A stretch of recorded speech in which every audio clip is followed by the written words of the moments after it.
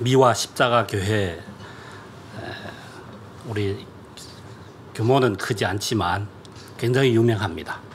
그래서 저도 흠모하는 교회인데, 왜냐하면 중국에는 그 삼자 교회가 있고 가정 교회가 있잖아요. 그러니까 가정 교회는 그야말로 가정에서 시작된 교회들이고, 지금은 주로 아파트나 오피스텔, 상가 이런 데를 빌려서 예배를 드리는데 공간이 이 정도 됩니다, 대부분. 그러나 우리 미화 십자가 교회가 이제 담고 있는 그 영적인 에너지는 폭발적인 걸 느껴서 앞으로 중국 교회가 배워야 할 교회다, 이렇게 제가 점 찍어 놓고 있습니다. 그래서 또 이번 기회에 이렇게 말씀을 나누게 돼서 너무 기쁘고 영광입니다. 오늘 본문 말씀을 보니까요, 교회 내부에 어떤 갈등이 존재했던 걸 볼 수 있습니다. 인간이 사는 모든 사회에는 늘 이제 보수주의자들과 진보주의자들이 같이 존재하는 것 같습니다. 오늘 그 본문에 보면은 보수주의자들은 바리새파 기독교인들 혹은 유대파 기독교인들, 그들은 구원을 받기 위해서는 예수를 믿을 뿐만 아니라 할례를 받아라, 그래야 구원을 받는다고 주장을 합니다. 할례는 유대인들이 몇천 년간 지켜온 그 하나님의 백성의 징표이자 관습이죠. 그러나 바울은 이방인들을 대상으로 한 선교의 사명을 감당했어요. 그러면서 이전에 어떤 유대인적 신앙적 그 맥락을 벗어나서 새로운 상황을 직면하고 새로운 문제를 당면하면서 어떻게 보면 새로운 주장을 하게 되는 겁니다. 이방인 그리스도인들은 예수님의 은혜로 구원이 충분하며 그 외에 할례 같은 것은 받지 않아도 된다. 그런 의미에서 바리새파 유대 그리스도인들은 보수파고 바울은 진보주의자죠.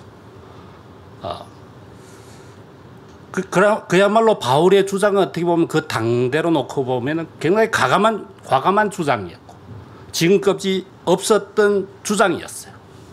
그래서 많은 사람들이 아마 받아들이기가 쉽지 않았던 것 같습니다. 그 외에 제3의 부류의 사람들이 있었던 것 같은데, 그 사람들은 그때 그 교계의 지도자들이었습니다. 대개 조종자 입장에 있었고 중간적 입장을 유지했던 것으로 보여집니다. 그 논쟁의 핵심은 앞에서 말씀드리다시피 이방 그리스도인들도 할례를 받아야 하는가 하는 이 문제. 그래서 엄청난 그 논쟁이 일어났죠. 우리 15장 1절에 보니까 어떤 사람들이 유대로부터 내려와서, 유대파 기독교인들이죠, 형제들을 가르치되 너희가 모세의 법대로 할례를 받지 아니하면 능히 구원을 받지 못하리라, 이렇게 말합니다. 이에 이제 2절에 보니까 바울 및 바나바와 그들 사이에 적지 아니한 다툼과 변론이 일어난지라. 적지 아니한 다툼과 변론이라고 했는데 중국어 성경에는 크게 다퉜다고 나옵니다. 크게. 거의 전력을 다해서 싸운 것 같습니다. 그러나 누구도 누구를 설득할 수 없었습니다. 어떻게 보면은 우리는 모두 다 어떤 인식의 그 패러다임 속에 갇혀서 상대방의 그 인식의 패러다임을 완전히 이해하기 어려운 그런 상황에 놓이는 것입니다. 그래서 소통이라는 게 그렇게 어려워요. 그렇죠? 부부 사이에도 사실은 깊은 대화를 가면 항상 그 부딪히는 부분이 있지 않습니까? 인간은 유한하기 때문에 어떻게 보면 인식의 그 한계를 가지고 서로 간의 인식의 단절을 경험하는 것 같습니다. 그래서 결국은 이 두 파에서 문제의 해결을 보지 못하고 결국은 권위 있는 자들, 리더들을 찾아서 이 문제의 조정을 받아야 되겠다 합의해서 제3절에 보니까 형제들이 이 문제에 대하여 바울과 바나바와 및 그 중에 몇 사람을 예루살렘에 있는 사도와 장로들에게 보내기로 작정하니라. 그때까지는 이제 기독교의 중심은 예루살렘이었고 그게 이제 이 사도와 장로들, 이런 권위 있는 사람들이 위치하고 있었던 것입니다. 그때는 대개 서기 49년 정도에 발생한 사건으로 이야기하고 있는데 사람들은 이 회의를 제1차 대공회의라고까지 크게 이름을 붙여서 기념하고 있습니다. 왜냐하면 이번 회의에서 결정할 사항이 그야말로 기독교 신앙의 핵심을 정하는데 지대한 영향을 미쳤기 때문입니다. 여기에서 해결된 문제가 어떻게 보면 율법과 복음의 관계의 문제입니다. 즉 다른 말로 하면 신앙의 본질이 무엇인가 하는 부분을 분명히 하는 회의였고, 다른 하나는 교회의 분열을 막은 회의였습니다. 왜냐하면 이방 그리스도인들과 유대 그리스도인들 사이에 삶의 습관이나 모든 인식 구조가 다르기 때문에, 문화적 토대가 다르기 때문에 쉽게 똑같은 신앙이라도 서로 다르게 주장하면서 교회가 분리될 위험이 있었습니다. 그것이 이제 이번 회의를 통해서 교회의 하나됨을 유지할 수 있었다는 의미에서 굉장히 중요한 회의였던 것입니다. 그래서 여전히 이제 예루살렘에까지 와가시고도 여전히 경론을 펼쳤죠. 그 결과 마지막 모든 자치조정을 듣고 그때 교회 리더인 베드로와 야고보가 중요한 판단을 내립니다. 그래서 이제 성경에 보니까 많은 변론이 있은 후에 베드로가 일어나 말하되 형제들아 하면서 한 주장이 대개 두 개가 되겠습니다. 하나는 이방인들의 하나님을 믿는 것, 그리스도를 믿는 것, 그것에 대해서는 왈가불가하지 말라.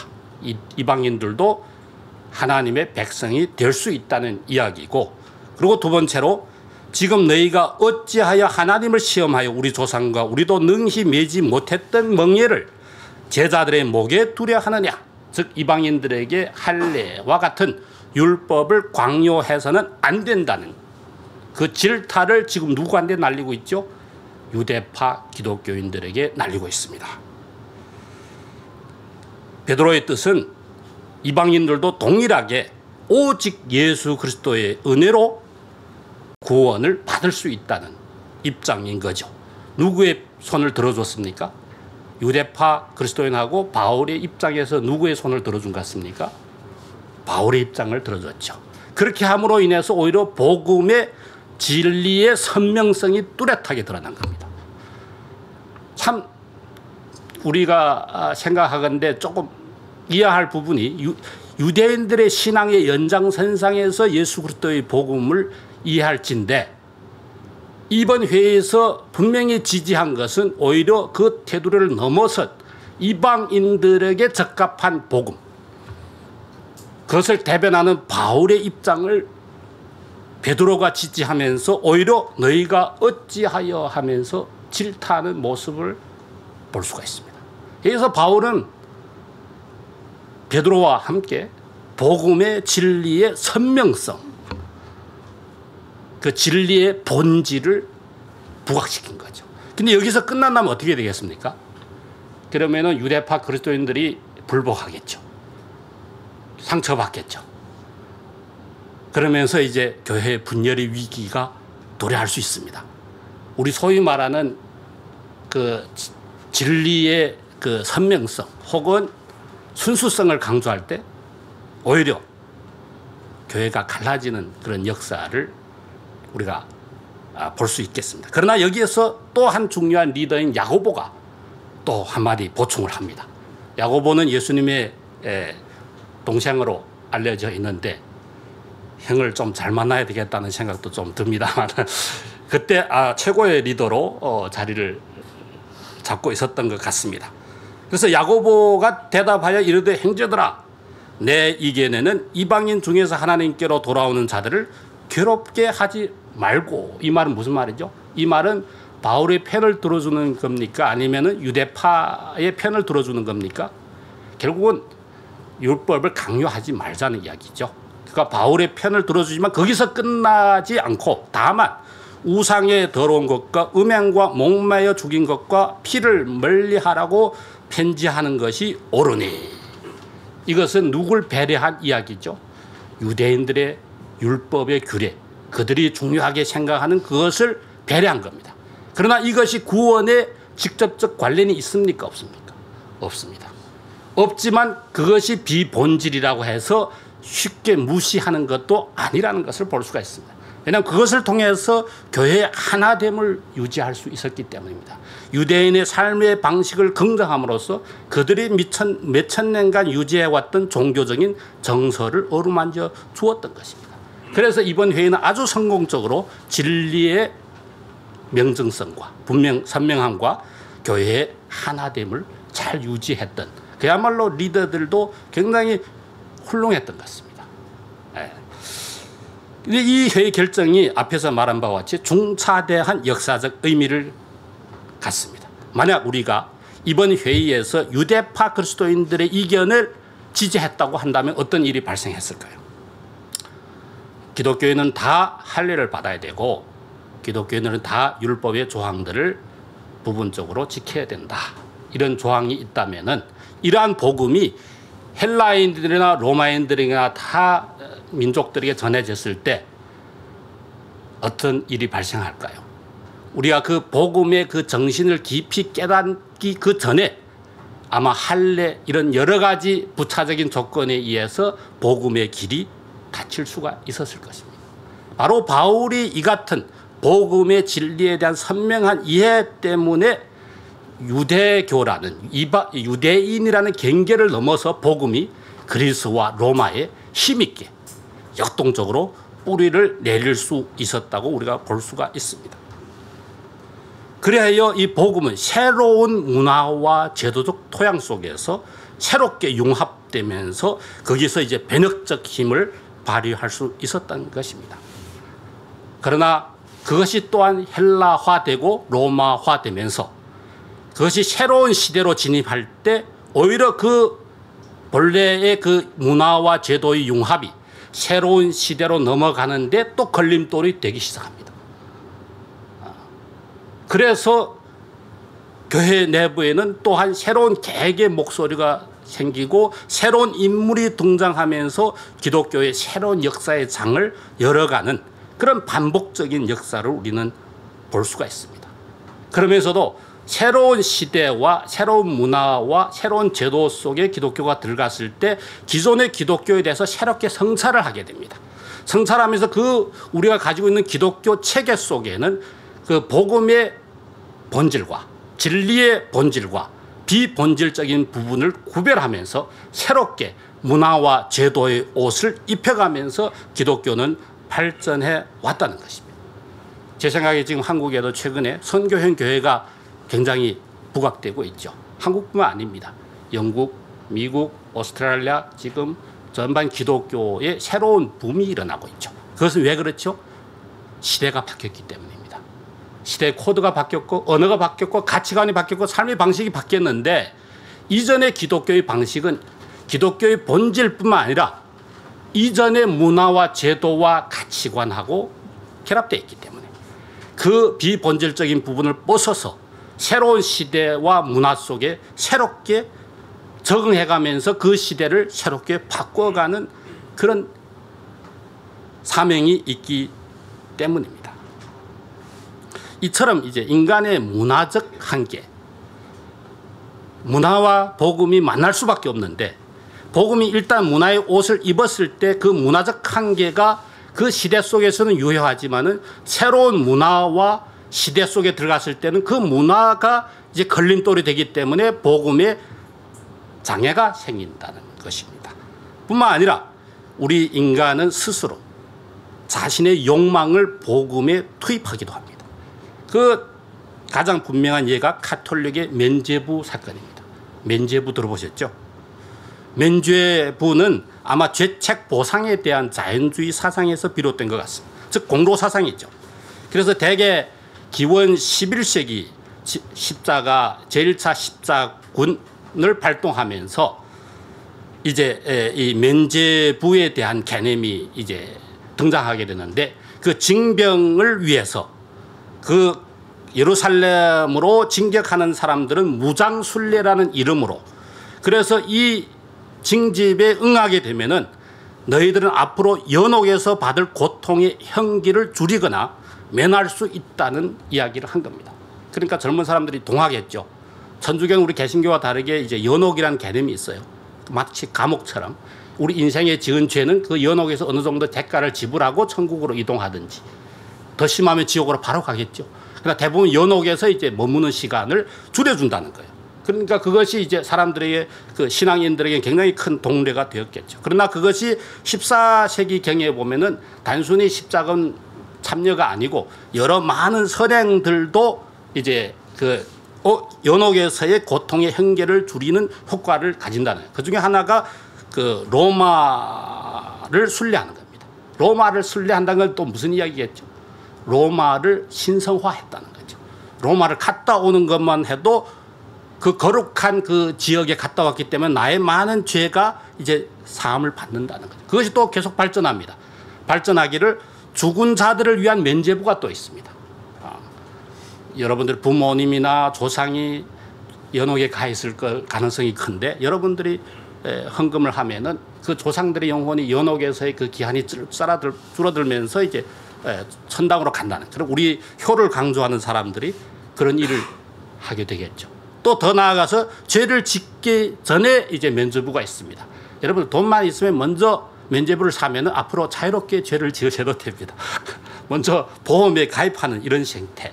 그것이 이제 루터의 시대에 오면은 이제 가장 아주 그 하이라이트를 찍게 되는데요.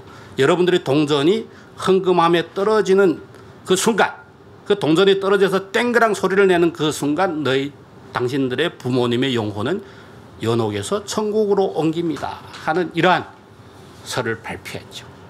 그러면 왜 가톨릭에서는 이러한 것이 통했을까요? 이러한 것이 받아들일 만은 했던 것일까요? 그것은 천주교의 교리와 상관됩니다. 천주교의 교리는 먼저 하나님의 은혜가 우리의 영혼을 비춥니다. 은혜가 우리에게 임합니다. 은혜가 임했기 때문에 우리는 거기에 상응한 새로운 행위, 새로운 삶을 살아야 돼요. 선을 행해야 돼요. 은혜가 임했기 때문에 그에 상응하는 선을 행하고 그 선을 가지고 의롭다 하나님이 칭해 주는 겁니다. 그래서 은혜 플러스 나의 행위가 하나님이 의롭다 칭하는 조건이 되는 거예요. 그렇게 되니까 어떻게 될까요?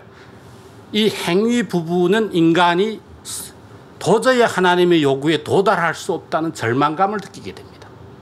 마틴 루터도 그런 고행을 했었어요. 바로 그런 교리 속에서 내가 고행을 통해서 하나님께 의롭다 칭함을 받기 위해서 노력을 했어요. 노력하는 순간 점점 나는 하나님의 요구에 도달할 수 없다는 불안감, 고통이 딸랐고 심지어 마지막에는 하나님을 저주하기까지 합니다. 왜 이런 요구를 나에게 합니까? 바로 그렇게 도달하지 못했기 때문에 교회가 개입할 수 있는 기회를 열어놓은 겁니다. 가톨릭이 바로 이제 면죄부와 같은 것을 팔 수 있는 그 기회를 열어놓은 겁니다. 그래서 교회가 그때 또 주장하기를 많은 순교자들이나 이런 사람들의 그 의는 넘쳐나요. 그분들은 연옥에 가지 않고 바로 천국에 갔을 뿐만 아니라 그분들이 쌓아놓은 그 덕은 스스로 다 쓰지 못하고 교황청에서 그걸 관리를 해요. 그 성인들의 그 선행, 공로죠. 그것을 면죄부를 통해서 파는 거예요.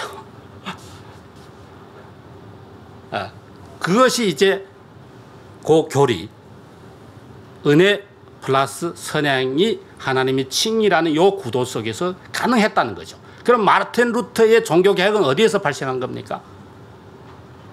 바로 이제 은혜 플러스 행위라는 여기에 인위적인 것이 개입할 수 있는 공간을 열어놨고 교회가 개입할 수 있는 공간을 열어놨기 때문에 교회의 부패로 이어진 겁니다.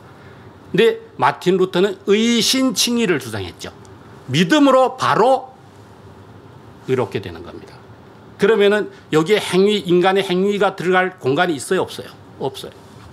그 공간을 없앰으로써 바로 가톨릭이라는 이 교회 제도가 나의 구원에 개입할 수 있는 공간을 없애버렸다는 거죠. 그래서 하나의 작은 그 조종인 같지만은 엄청난 혁명을 가져온 거죠. 결국은 가톨릭의 이 1000년간의 어떤 그 시스템을 해체해버린 겁니다. 제가 왜 이렇게 이러한 이야기를 열심히 이렇게 이야기하는가 하면요.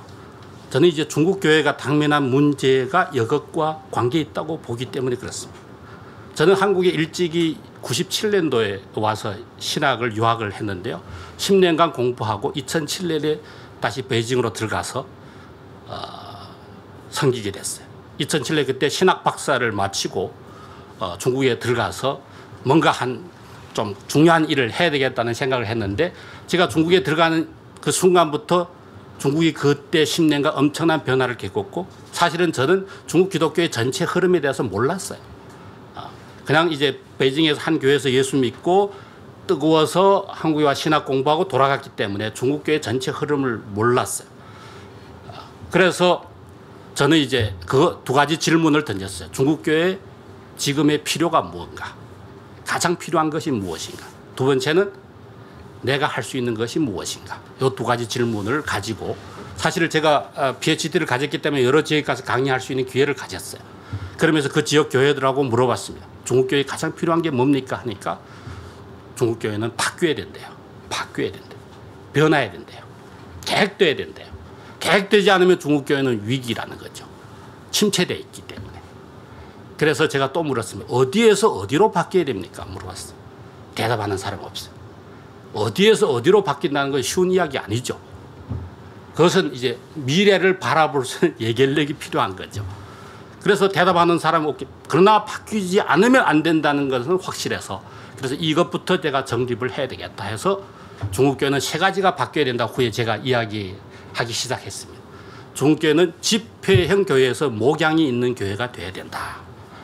제가 상세하게 설명 안 드리겠습니다. 두 번째는 중국 기독교는 주변화된 존재에서 주류 존재가 돼야 된다. 주변화된 문화에서 주류적 문화로 바뀌어야 된다. 핍박받기 때문에 굉장히 소외된 상황에서 이 사회 전반에 참여하는 기독교가 돼야 된다. 세 번째는 이제 피선교교회, 선교를 받는 교회에서 선교하는 교회로 바뀌어야 된다. 이 중국교회는 이 세 가지 전환을 이루어야 된다. 이 전환을 이루기 위해서는 거기에 합당한 리더들을 길러내야 된다. 그 리더들은 자연적으로 형성되는 게 아니고 반드시 체계적인 교육을 통해서 이루어야 된다고 해서 제가 신학교를 시작한 겁니다. 그 신학교가 중국 목민신학교입니다. 정약용의 목민심서에서 목민이라는 걸 가져왔어요. 그 목양이 있는 교회. 그걸 이제 한 10년간 진행을 하면서 제가 그때야 중국 교회의 상황을 그 피부로 체감하면서 깨닫게 되었습니다. 그때 깨달은 것이 중국 교회가 굉장히 한계에 다다랐구나. 그 한계라는 것은 이제 자체적인 그 전환의 문제일 뿐만 아니라 중국이란 이 사회와 제도와 문화와 기독교 간에 엄청난 갈등을 겪고 있었어요. 여러분들 많이 들어보셨죠? 지금도 중국 교회가 핍박을 받고 있고 선교사들이 추방이 되고 그런 상황입니다. 그런 상황 속에 기독교가 지속 성장 가능하기가 어려운 거죠. 특히 신학교를 하는 사람으로서는 이 중국교회의 더 큰 미래 어떤 발전적 기획을 하기가 쉽지 않다는 생각이 들었습니다. 그러나 저는 이제 동시에 아까 제가 이력을 소개해 드렸습니다만 칭화대학에 포스트닥터 연구원으로 있고 그 후에 제가 칭화대학에 창의력 연구소를 만들었었어요. 제가 보니까 중국에서 그때 가장 유행하는 단어, 가장 많이 쓰이는 단어가 창조였어요. 창조력, 창의력. 그때 뭐 한국도 마찬가지죠. 박근혜 당시에 창조 경제 하면서 창조 개념을 많이 썼고, 그래서 이 창조 개념을 신학적으로 어떻게 이해를 해야 될까 하는 부분을 제가 관심을 갖게 됐습니다. 저는 이제 공대 출신이다 보니까 굉장히 이제 문제지향적인 사고를 합니다. 문제를 발견하고 그걸 어떻게 해결할 것인가 하는 사유를 많이 하게 되면서 제가 철학과 안에다 창의력 연구소를 만들었기 때문에 그 창의력이라고 할 때는 사고력이 있거든요. 그 사고력이라는 것은 사실 철학이 사고를 연구하는 학문이라고 볼 수 있습니다. 그럼 철학을 베이스로 하는 사고력, 정진 혹은 창의력을 연구해야 되겠다고 해서 칭화대학에서 포닥하는 사람들이 많아요. 한 10여 명이 모여서 거기는 중국 철학을 전공하는 사람, 미학을 전공하는 사람, 서양 철학을 전공하는 사람, 문학을 전공하는 사람, 다양한 인문학의 포스트닥터 하면은 이 시간 여유가 많습니다. 그래서 저희들이 매주 모여서 발표를 했죠. 어떤 분은 와서 노자의 어떤 사유 방식, 공자의 사유 방식, 소크라테스의 사유 방식, 해겔의 사유 방식 하면서 다양한 사상가들의 사유 패턴들을 찾아내려고 노력을 했어요. 그러는 과정에 제가 발견하는데 이 동서양 문명이 너무 다르다는 거예요.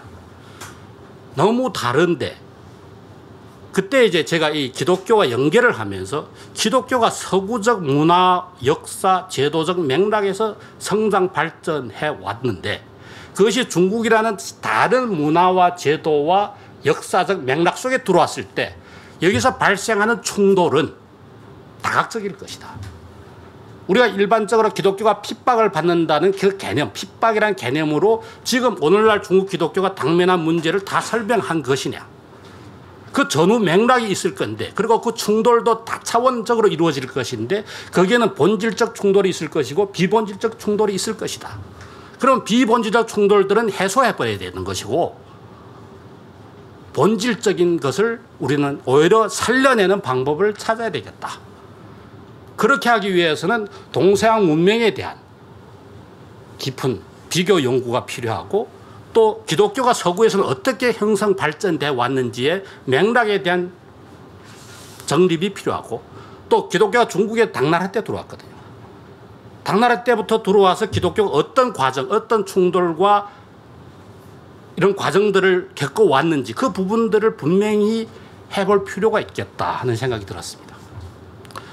그러면서 이걸 연구하려면 4, 5년은 걸릴 건데 제가 모든 시간을 투입해서 이걸 연구를 해야 될 것 같은데 하는 고민을 하고 있는데 그때 이제 장신대 임성빈 총장님이 신임 총장으로 되셔서 그 전에 사실은 임성빈 총장님하고 제가 하고는 여러 가지 그 협력 사역들이 있었거든요. 제가 칭화대학에 있으면서 칭화대 교수들과 장신대 교수들이 학술 교류를 2차례 했었습니다. 그래서 저도 이제 장신대를 방문하면서 사실 저는 장신 출신이 아니에요. 저는 총신 출신입니다. 사실.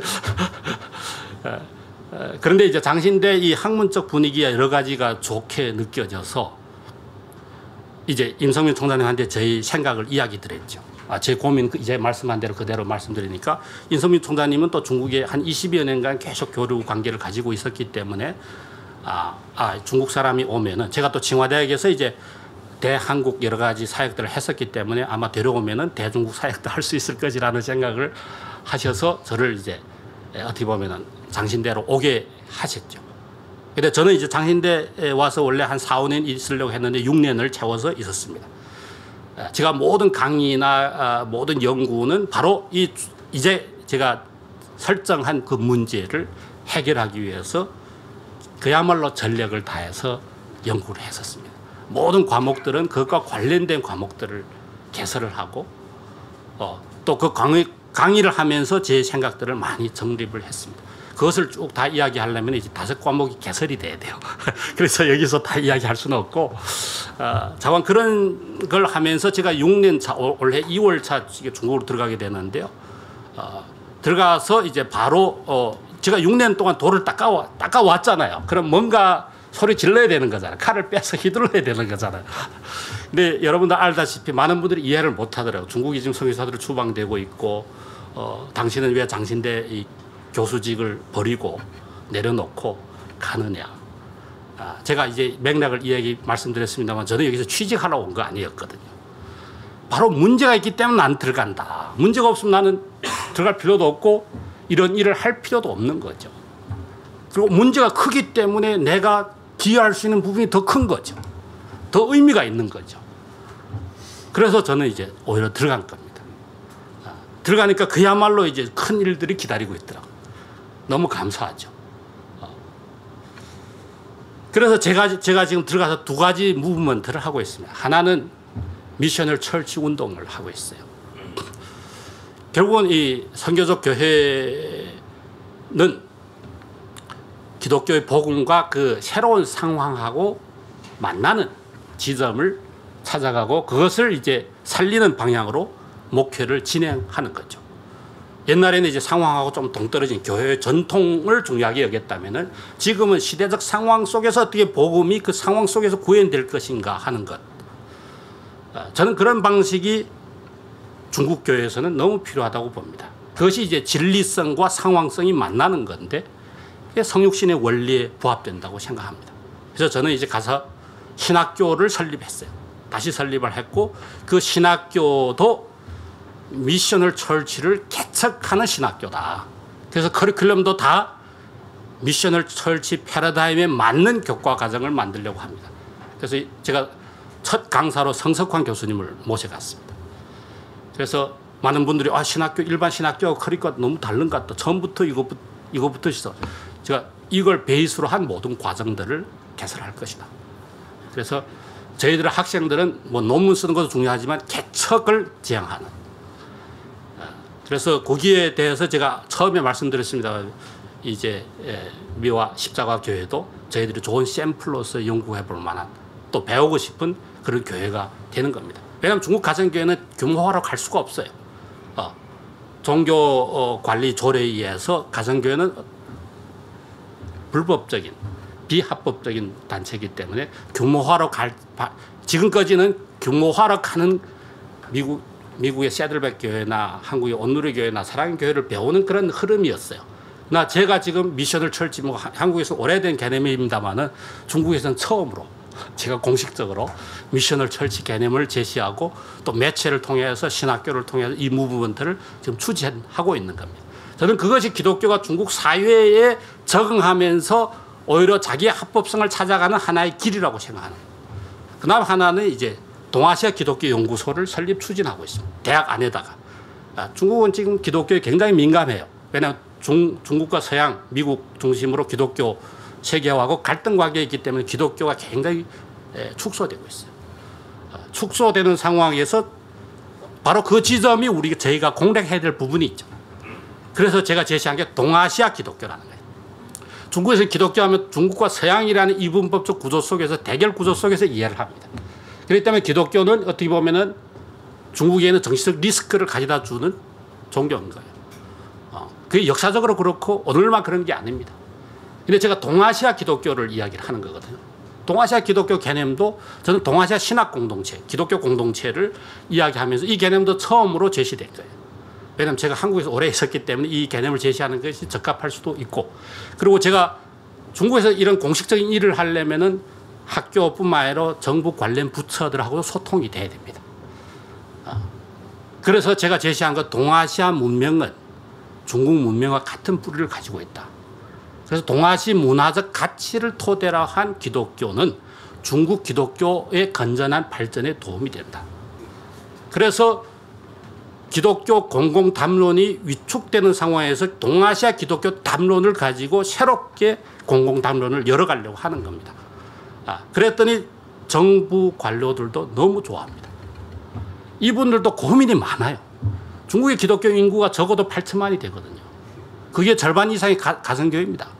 가정교회는 정부의 여러 가지 이탈된 제도 밖의 존재로 존재하기 때문에 정부에서는 법치화를 끌고 가는데 정부 입장에서 나름대로 골칫거리인데 이걸 어떻게 같이 가야 되는 하는 길을 지금 모색하고 있는데 거기에 대한 뚜렷한 개념이 없는 거예요.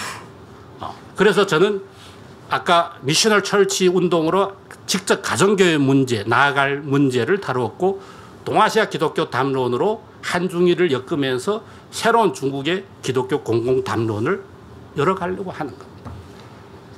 그것이 저는 나름대로 이렇게 설득 대화가 되고 진행되고 있다는 것에 대해서 굉장히 감사를 하게 되는 겁니다. 그래서 어떤 분들은 한국계 중국 선교는 끝났다고 생각할 것입니다. 그러나 제가 며칠 전에 성석환 교수님하고 같이 JR의 어떤 그 행위예술가죠. 그분의 작품 전시회를 가봤는데 거기에 이제 한 문구가 저한테 눈에 띄더라고. 우리가 사물을 새로운 시각으로 바라볼 때 그 사물을 바꿀 수 있다고 이야기를 하더라고요. 그러니까 고정된 시각에서 중국 교회나 중국 상황을 보면 길이 없습니다. 그러나 우리가 새로운 시각에서 중국 상황을 다시 바라볼 때 거기에는 새로운 길이 열리더라는 겁니다. 저는 이제 한국 교회 중국 선교는 또 새롭게 시작할 때라고 봅니다. 그 주체가 바뀝니다. 선교의 방식도 바뀌는 거예요. 그래서 하나님은 이 시대에는 새로운 형태의 선교를 요청한다고 생각합니다.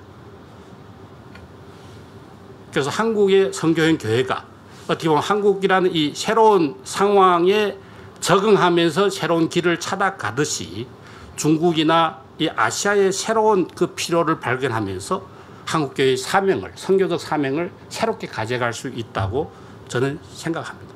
네. 그래서 저는 중국 기독교가 오히려 이러한 난제 속에서 돌파의 기회를, 하나는 선교인 교회, 하나는 동아시아 기독교, 이것이 다 한국하고 상관되어 있는 개념이죠. 동아시아 하면 그래도 기독교의 가장 유력한 그 국가는 이제 한국이지 않습니까? 그래서 저는 이제 한국에서 16년간 있었거든요. 그래서 한국 기독교와 같이 가는 길, 또 중국교회의 길을 새롭게 열어가는 그 길을 한국교회와 또 다시 새롭게 시작했으면 하는 그런 마음입니다. 네, 이상 마치겠습니다. 다 같이 기도하겠습니다. 하나님 아버지, 오늘 저희들에게 이러한 시간과 기회를 주셔서 또 이러한 메시지를 나눕니다. 주의 영이 함께하여 주시고 주님이 감동하사 우리가 이 시대에 새롭게 주님 앞에 헌신할 수 있는 그런 길을 열어주시옵소서. 미화 십자가의 교회 아름다운 공동체 주님께서 축복하여 주시고 또 이 공동체의 많은 노하우들, 목회의 깊은 사유들이 흘러넘쳐서 중국교회에도 큰 빛과 에너지를 공급할 수 있도록 인도하여 주시옵소서. 감사하며 예수님 이름으로 기도합니다. 아멘.